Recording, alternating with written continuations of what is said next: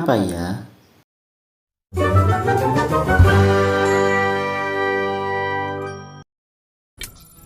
Pada saat si John sedang asik menyaksikan pertandingan sepak bola, ia melihat banyak garis-garis putih di lapangan tersebut. Seketika terlintas banyak pertanyaan di benaknya. Seperti di saat tim favorit si John melakukan tendangan penalti, si John melihat, kenapa ada garis lengkung di kotak penalti itu? lalu teman di sebelahnya berusaha menjelaskan pertanyaan yang ada di benak si John. Ini dia jawabannya. Lengkungan kotak penalti. Garis ini berfungsi sebagai batas saat terjadi tendangan penalti. Jadi selain wasit, hanya penendang dan kiper yang boleh berada di kotak penalti, termasuk lengkungan tersebut.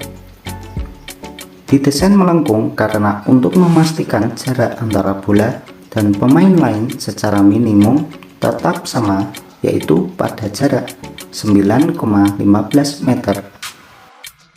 Sehingga tidak ada penumpukan pemain di depan kotak penalti bagian tengah, yang mana dikhawatirkan akan mengganggu sang eksekutor penalti.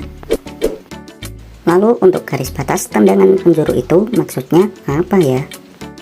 Untuk garis ini mungkin menjadi yang paling banyak tidak diketahui keberadaannya, karena tak semua lapangan sepak bola memakainya. Hal ini karena memang keberadaannya tidak diwajibkan di dalam Laws of the Game atau hukum permainan. Fungsi utamanya adalah sebagai garis batas pemain bertahan lawan saat terjadi sepak pojok. Jaraknya 9,15 meter dari sudut lapangan. Jika tidak ada garis ini, maka batas pemain bertahan lawan akan ditentukan oleh wasit yang dibantu asistennya. Dan di sudut lapangan juga ada garis melengkung 1 meter, yang mana digunakan sebagai batas bola saat melakukan tendangan penjuru. Lalu untuk garis lingkaran tengah lapangan itu fungsinya apa ya? Oh, garis ini berfungsi untuk batas pemain lawan saat terjadi kick off. Saat kick off dilakukan, semua pemain diwajibkan berada di area masing-masing. Khusus pemain lawan juga harus berada di luar lingkaran tersebut. Radiusnya adalah 9,15 meter dari titik tengah.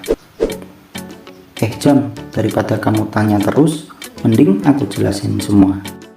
Oke sobat, kamu emang the best. Lanjut, garis area penjaga gawang atau goal area. Ada beberapa fungsi pada area ini. Salah satunya yang sering terlihat adalah tempat untuk melakukan tendangan gawang bagi kiper atau pemain lain setelah bola keluar lapangan sepak bola.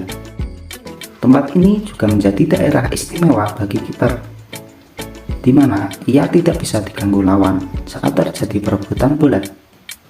Alasan inilah yang membuat tempat ini sering disebut sebagai area penjaga gawang.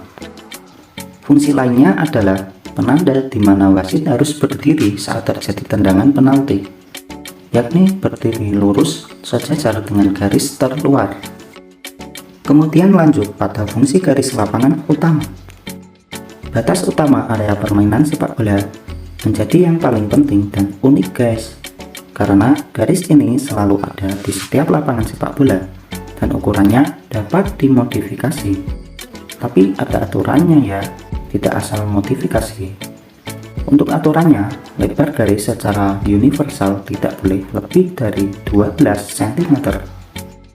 Lalu untuk panjang lapangan minimal 90 meter dan maksimal 120 meter. Sedangkan lebarnya minimal 45 meter, sedangkan maksimal 90 meter. Sehingga ada kemungkinan sebuah lapangan sepak bola nyaris berbentuk persegi.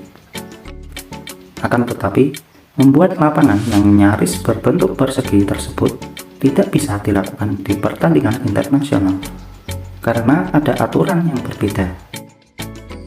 Lanjut untuk garis kotak penalti. sering disebut kotak 16 karena lebarnya 16,5 meter. Digunakan sebagai area penjaga gawang, boleh menggunakan tangannya untuk menyentuh bola. Jika terjadi pelanggaran di daerah ini oleh pemain bertahan, juga akan dihukum tendangan penalti.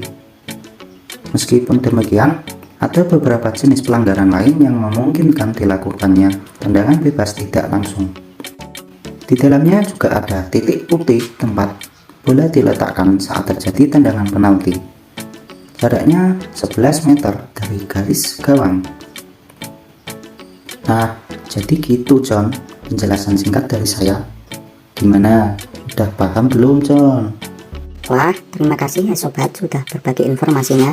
Alhamdulillah menambah wawasan saya. Oke guys, sampai di sini dulu video dari kami. See you in the next video.